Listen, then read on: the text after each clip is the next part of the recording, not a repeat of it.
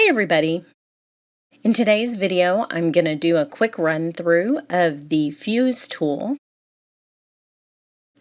and just show you some things if you haven't seen this tool before that you might like.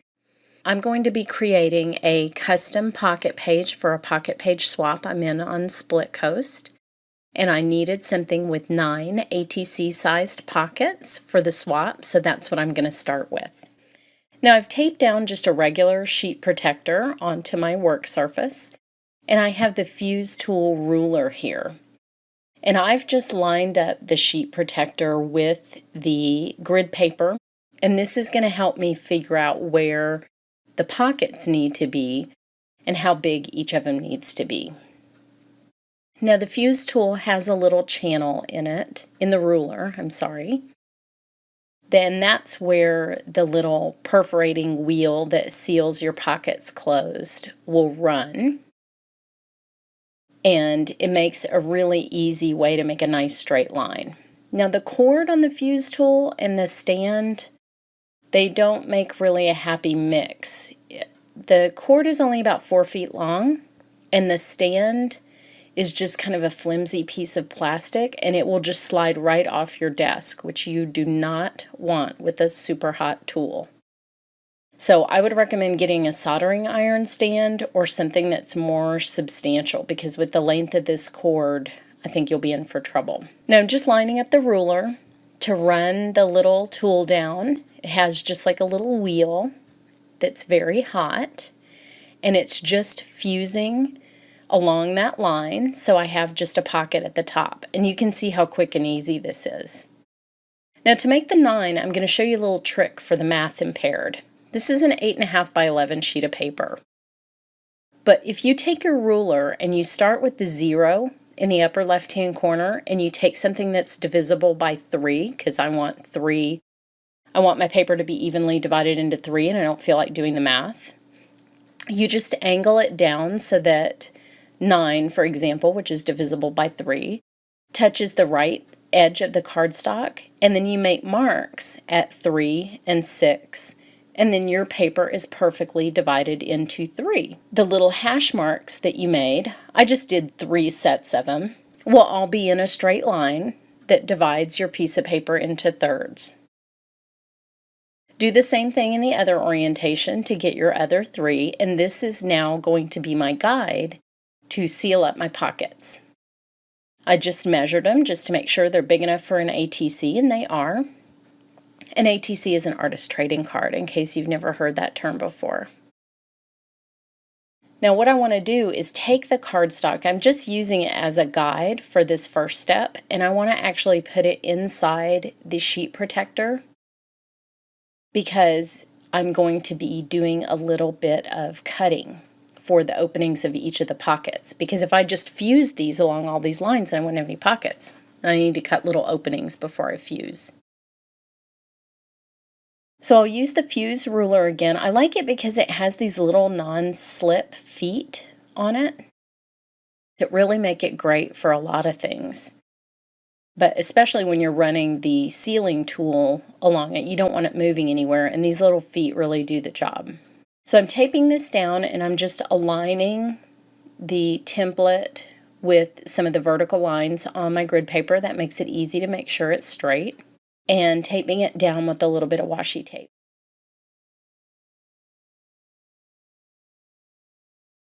Now I just have a little Fiskars craft knife here, and I'm going to line up the fuse ruler along the lines that indicate where each pocket is going to be. And I'm just going to make a cut, obviously not to both edges of that line because I need to seal the pocket. But these will just be the opening top pockets of my page. Now I will say one thing I think they could have done better here is it would have been nice to have a full-length ruler. For people who are working with 8.5 by 11 cardstock, or even 12 by 12 pages that they want to create custom pockets for, I think a longer ruler would have made more sense.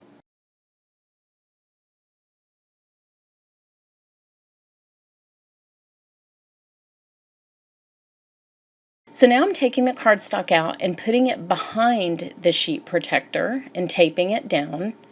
And again, it's going to serve as my guide for fusing the pockets closed. This is one of the great things about working with clear poly, is I can see through it and use my little template. Just make sure that it's taped securely down. You definitely don't want it moving around while you're fusing. Now the channel is big enough that I can actually see the pencil line through the channel, which makes it very easy to get this straight. And so I'm just lining it up on that line. And fusing, which is just magical. I mean, it's sort of like heat embossing. So now I have a great little pocket on top. I've done 2 at a time. It'll stick to your paper a little bit, but you just pull it right up. It doesn't undo the seal. And then you can see what I mean about the ruler here. So instead of making one long fuse that was 11 inches long, I have to line it up exactly and then continue that line. So I think that maybe they'll come out with a longer ruler, or maybe they already have. And I'm using the edge as well as the channel. Sometimes it's quicker just to run along the edge than to find the inside of that channel. And then I'm going to go across the bottom of each pocket, just making sure that I stay above that line that I cut so that the pockets will open just like a normal baseball card sleeve, except out of a very inexpensive sheet protector that you can just get at an office supply store. And this means that those pages can now be completely customized to any size you want, even though they come in a variety pack. So I encourage you to look at doing that. I will go ahead and speed this up, and you'll see that I start with the lightest colors first, and then add shading with both darker greens, some custom mixed greens, and a few browns. I'm using a very fine tip paintbrush here. This is a very delicate image. You'll see as the detail develops how thin the stems are and the little bow that ties them together. And so I really needed a good quality fine paintbrush, and I'll link you to the one I use. I'm not loyal to one particular brand of paintbrush or another. I tend to experiment until I find paintbrushes that the hairs don't fall out of, which that is really the worst thing that can happen to you when you're painting. So I do try to spend a little extra money on my paintbrushes when I can, but I move from brand to brand and shape to shape, so I have just a huge kind of hodgepodge collection of paintbrushes. What's really nice is if you have like a Jerry's Artorama or a Dick Blick or some store near you that teaches painting classes, just take one of their classes that has supplies included. And that is a great way to find out what you do like and don't like in a paintbrush without investing a bunch of money. Because unlike some pens and markers, they don't let you sit around in the aisles of the art supply store and paint paintings with their paintbrushes so that you can figure out if the hairs fall out. The ones from China are notorious for that, and it's hard to avoid those, but I try to. I try to get some higher quality ones that are made in other countries.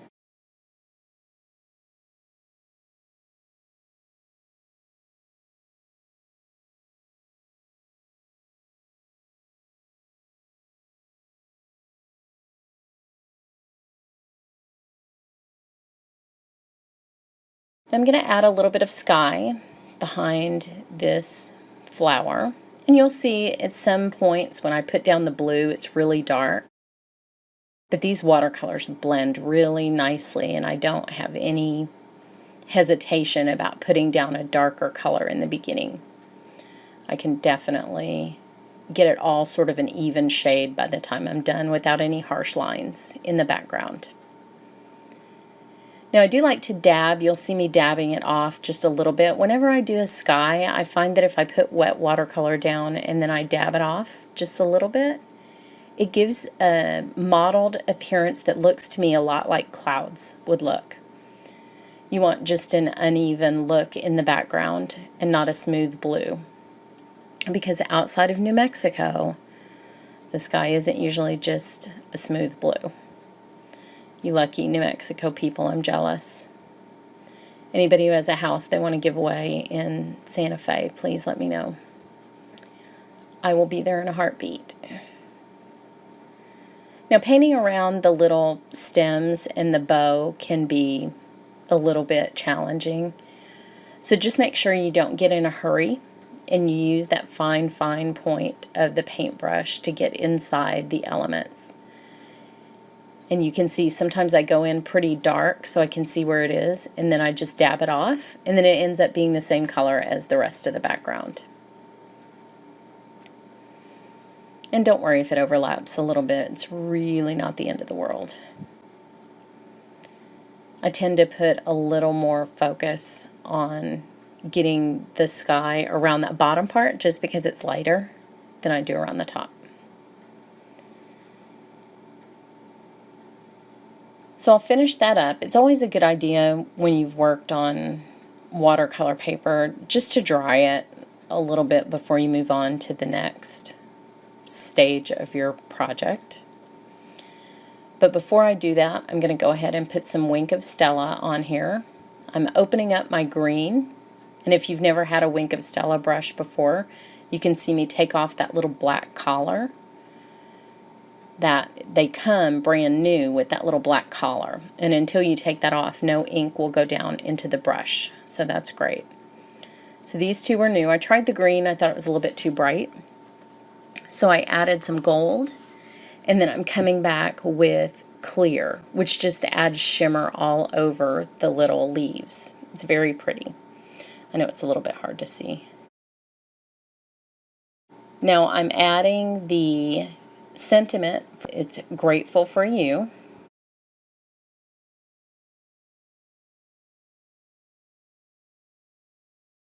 But I'm actually going to tape this down a little bit because it's still a little bit warped, just so that I can get this perfectly straight. And you can see I tried it out on my mat a couple times to just get used to where the stamp was stamping and make sure that I knew how to stamp it so that it was straight. Now, as I was putting the washi tape down, I noticed that I actually really liked the pattern of the washi tape with the design. I thought that that crisp black kind of tied in the greeting and made it look really nice. So I'm just going to dry this quickly with my heat gun. VersaFine I like to heat set, and I also like to get a little bit of the warp out of my watercolor paper with the heat gun. But here's what I thought I would do with the washi tape. I can't remember where I learned this trick, but I love it. What you do is you tear off a piece of washi tape if you really want it to be straight, and you put it sticky side up on your mat and just tack it down with something. In this case, I'm just using a little bit more tape. I'm going to put that on both ends, and then I can take my little card and exactly line it up on one of the grid lines on my grid paper, and I know that the tape will be adhered straight, that's one of my more difficult challenges is getting washi tape straight on the edge of something. But this is a way to really make it work. So now I can just fold it over, and it's a perfect little accent on the edge of this somewhat softer composition.